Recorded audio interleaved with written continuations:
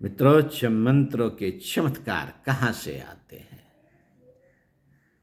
मित्रों, मंत्रों के चमत्कार कहाँ से आते हैं? मंत्रों के चमत्कार आदमी के भीतर से आते हैं। पेड़ जो आपको बाहर खड़ा दिखाई पड़ता है, कहाँ से आता है? पेड़ का फल, फूल, पत्ते कहाँ से आते हैं? अच्छा, पहले बताइए कि पत्ते कहाँ से आते हैं? पत्ते साहब हवा में से भागते हुए आ जाते हैं और डाली से चिपक जाते हैं।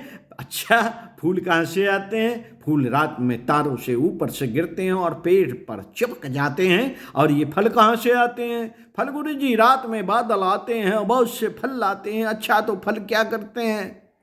टप टप टपक पड़ते हैं और पेड़ पकड़ लेते हैं। पेड़ उन सबको चिपका लेते हैं। बेटे, ये तेरा ख्याल गलत है कि फल बाहर से आते हैं। अच्छा, ये फूल भी बाहर से आते हैं और पत्ते भी बाहर से आते हैं। हाँ साहब। नहीं बेटे, तेरा यह ख्याल गलत है। तो गुरुजी आप ही बताइए कि सही बात क्या है? बेटे, पेड़ की जड़ें जमीन में होती हैं जो दिखाई नहीं पड़ती। ये जड़ें जमीन से रस चूसती हैं और उसे चूसने के बाद खाने की तरह ऊपर तने में फेंक देती हैं, डालियों में फेंक देती हैं, पत्तों में फेंक देती हैं, फूलों में फेंक देती हैं और फलों में फेंक देती हैं। ये कहाँ से आता है? बाहर से नहीं, भीतर से आता है। बाहर से मतलब देवताओं से नहीं आता। आप समझते क्यों नहीं? इसी का नाम अध्यात्म है। अध्यात्म किसे कहते हैं? साइंस ऑफ सोल को अध्यात्म कहते हैं। सोल की साइंस में, आत्मा के विज्ञान में हर चीज भीतर से निकलती है। आप बाहर से मांगते हैं, देवताओं से मांगते हैं, मनुहार, उपहार, अनुग्रह, उपहार, यही आपकी मान्यता है। मनुहार करेंगे, उपहार पाएंगे, यही ख्याल है ना आपका? अच्छा बताइए कि बादलों में पानी किसने पैदा किया? नहीं साहब, मनुहार करेंगे, उपहार पाएंगे, साष्टांग दंडवत करेंगे और उपहार पाएंगे, आशीर्वाद पाएंगे। आपको ये सब किसने कहा था? साहब, वो बाबा कह रहा था। पागल है बाबा। मित्रों, क्या करना चाहिए?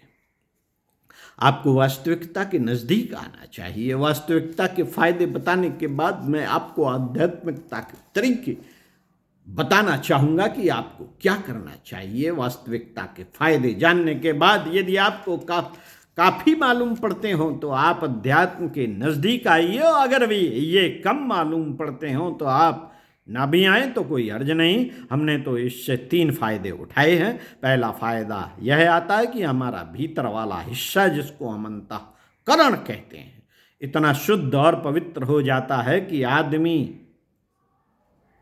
आदमी ही हर समय एक वरदान मिलता, आदमी को हर समय एक वरदान मिलता रहता है, जिसको हम संतोष कहते हैं। मित्रों, खुशियों के तरीके 2 हैं। एक खुशी बाहर से आती है, मसलन खाना। खाने के समय कोई जायकेदार चीज मिल जाए तो यह एक बाह्य खुशी। साहब क्या खाकर आए?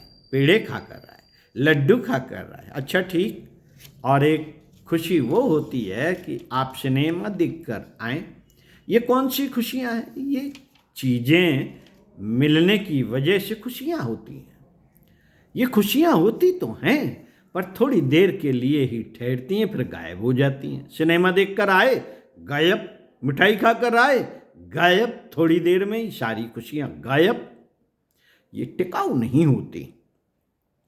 टिकाऊ चीज क्या होती है? जो चीज भीतर से निकलती है उसका नाम है शांति। शांति का ही दूसरा नाम संतोष है।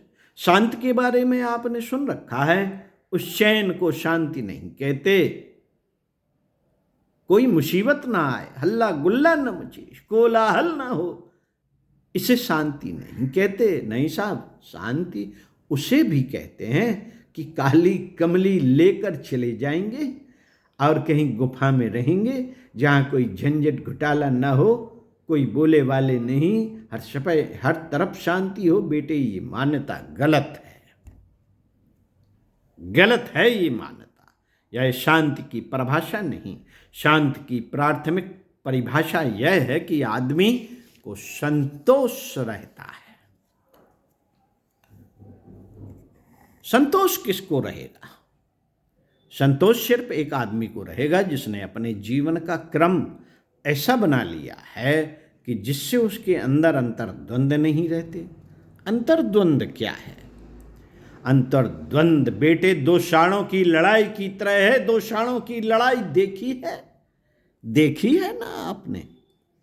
हाँ गुरुजी, जब दो साण लड़ते हैं तो खेत को, दुकान को बहुत नुकसान पहुंचाते हैं। एक बार तो दो खोमचे वाले बैठे थे और दो साण लड़ते हुए आए। फिर क्या हुआ? उन्होंने खोमचे वालों का सामान फैला दिया और मुसाफिरों को धक्के मारे। और फिर क्या हुआ? हाँ गुरुजी, उसने दीवार में टक्कर मारी और धकेल वाले को उखाड़ उछाल दिया।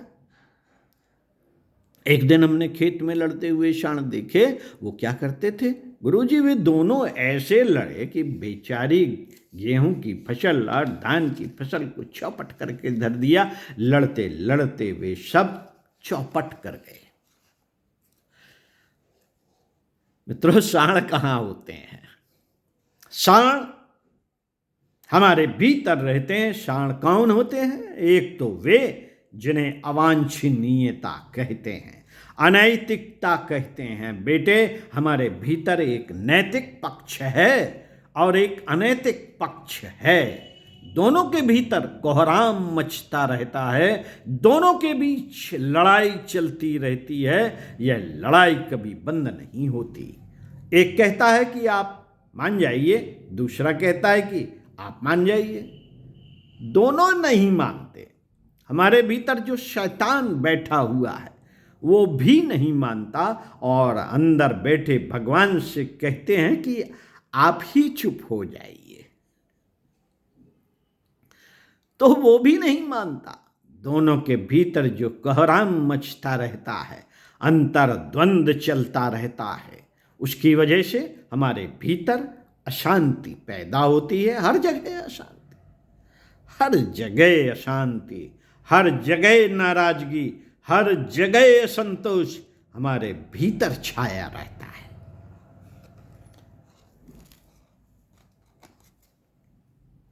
आज की बात समाप्त। ओम शांति।